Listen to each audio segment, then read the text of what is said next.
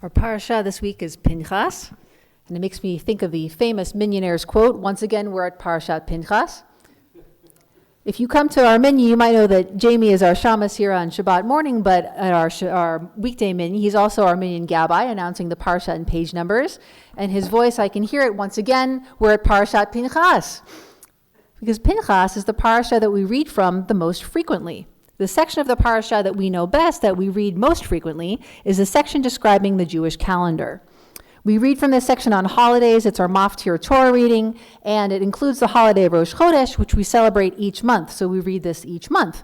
One of the Sifrei Torah that we have in our own Kodesh, in our Ark, is informally known as the Pinchas Torah, because it's always queued up to Parashat Pinchas. So today, on the one hand, we're doing something that we do all the time. We're reading from Parashat Pinchas. And today, on the other hand, we're doing something we will never, ever do again. We're celebrating the 250th birthday of the United States of America. Yasher Koach, and thank you to David Schechter for suggesting our two readings and for reading them so beautifully. There's a lot to hold today for us and for our country, and we're finding ways to celebrate. I'll be honest, there are some moments these past few weeks I've been a bit surprised that we as a country aren't celebrating even more, but I can sort of understand why we as a country aren't celebrating more. Let me explain. I've been on summer vacation for the past couple of weeks, having all sorts of experiences I don't usually have, and one of these experiences was right here in our neighborhood. I went to Target, and I was looking for July 4th themed beach towels. I like beach towels, summer, swimming, water, the ocean. These are all things that I like. It's the 250th anniversary of the founding of America. It's Target. Of course, we're going to have some July 4th themed beach towels. I was very surprised. They didn't, not even one. And looking around the store, there was some 4th of July spirit, but not as much as I personally expected given this momentous occasion. And I thought to myself, reflected a little bit, and I considered that maybe most of the people that shop at this Target aren't as enthusiastic this year about these sorts of American-themed products as I am. And I can understand why. Our country is divided. People might not necessarily feel so great about where things are and where things are going. And when I personally stand back and look at the landscape and where we as Jews fit within it, it's not like I'm completely free of concerns, but I look at the milestone we're achieving together. I think of the generations before us that came together to make this moment possible, and I feel a deep sense of awe. It's more than inspiration. It's more than gratitude. I can't help but see the miracle, and I can't help but be amazed that I get to be a part of it.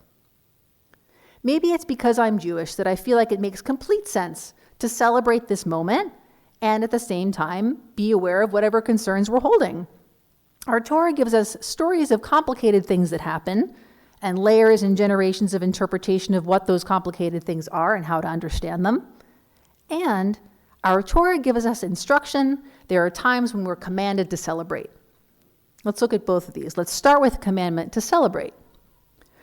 Parashat Pinchas does enumerate the offerings for the holiday of Sukkot, but it is in the description of the holiday of Sukkot in Parashat Re'eh in the book of Deuteronomy that we find this commandment to celebrate. V'samachta b'chagecha, ki yavarechecha Adonai Elohecha b'chol tevuatcha, u'v'chol ma'aseh yadecha, v'hayita ach sameach. You shall rejoice in your festival. The Lord your God will bless you with all your crops and in all the work of your hands, and you shall have nothing but joy. And we sing this, V'samachta b'chagecha, v'hayita ach sameach. This is our core teaching, that we have times where we must celebrate. But the spirit of teaching, or the spirit of this teaching, expands from there. In Jewish tradition, when we have a personal tragedy like the loss of a family member, the holiness of a holiday, including that spirit of celebration, overrides the commandments of mourning. Communal celebration takes precedence over individual sadness. These traditions and these commandments teach us to hold lots of feelings at once. And they teach us that there are times when celebration is fully appropriate and fully called for. And our Torah gives us stories of complicated things that happen and layers and generations of interpretation of how to understand them. And we find an example of this in this week's parasha. To get the full story, we have to turn back to the end of last week's parasha, the end of Parashat Balak, where we find, beginning with the book of Numbers, chapter 25, verse 1, page 907, if you really like to follow along with your eyes, page 907, the ancient Israelites are journeying through the wilderness. They've encountered and camped near the Moabites, and Israelite men have begun to have relationships with Moabite women. In the context of these relationships, Israelite men would join with the Moabites and worship the Moabite god, and this made our God upset. So God commands Moses, here's what you should do. Obviously, you should publicly impale all the ringleaders. Moses passed on this commandment to the Israelite officials, gathering them together and saying to them, each of you kill all your men who got involved in this Moabite worship. Now, before anyone could get up and start working on this unenviable task, a man and a woman walked by this gathering of officials, an Israelite man with a Moabite woman, in plain sight. One of the Israelite officials at this gathering, it was Aaron's grandson Pinchas, he promptly got up, left the gathering, and killed both the man and the woman with his sidearm. Now, was this a good thing? Now, on the one hand, in the very next verse, the Torah indicates that upon this double execution, God's anger was pacified. Instead of all of the men who got involved with the Moabites being killed, only 2 people were killed, and the situation was brought to a close.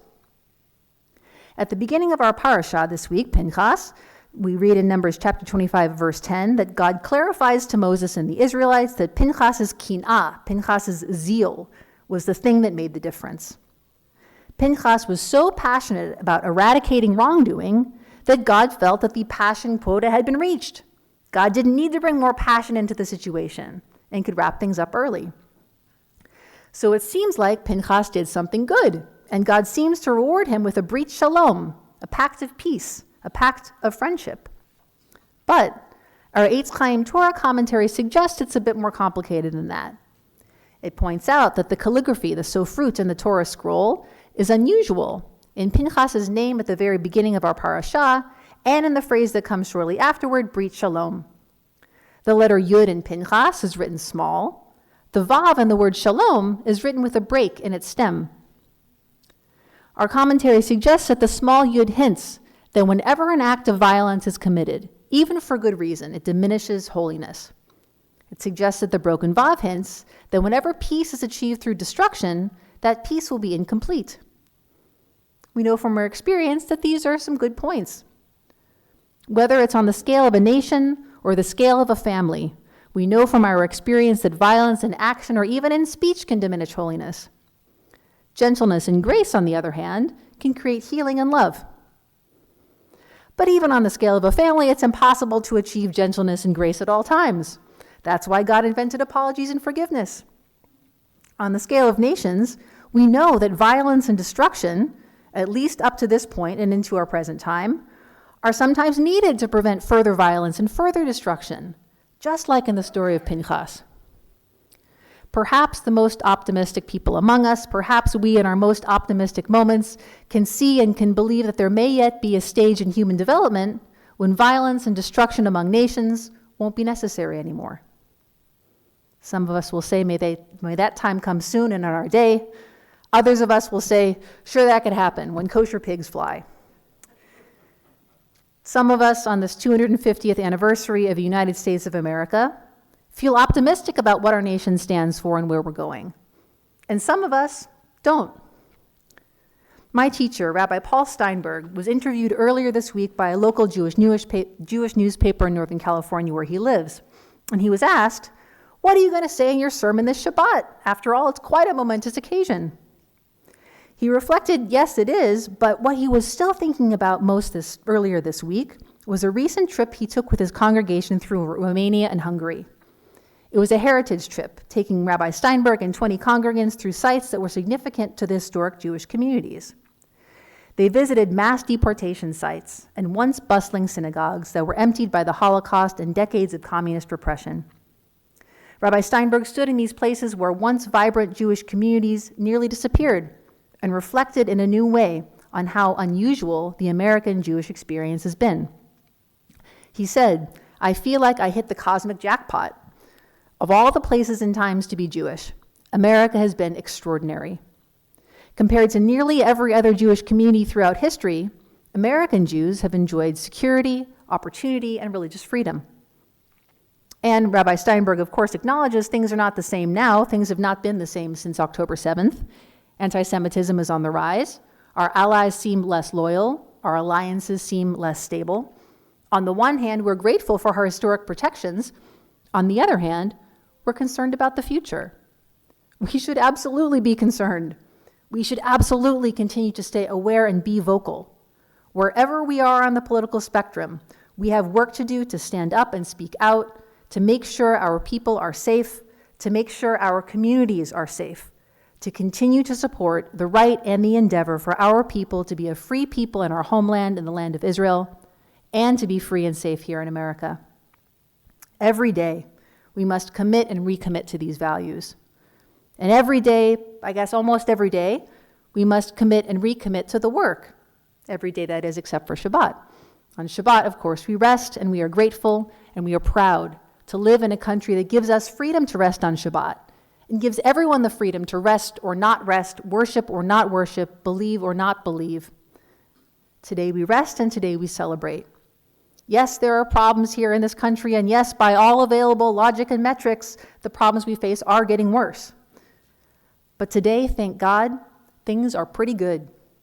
We are still here today as Jews in history, having hit the cosmic jackpot with security, opportunity, and freedom that our ancestors could only wish for. Today is not perfect, but today is still a miracle. Tomorrow, we resume our work.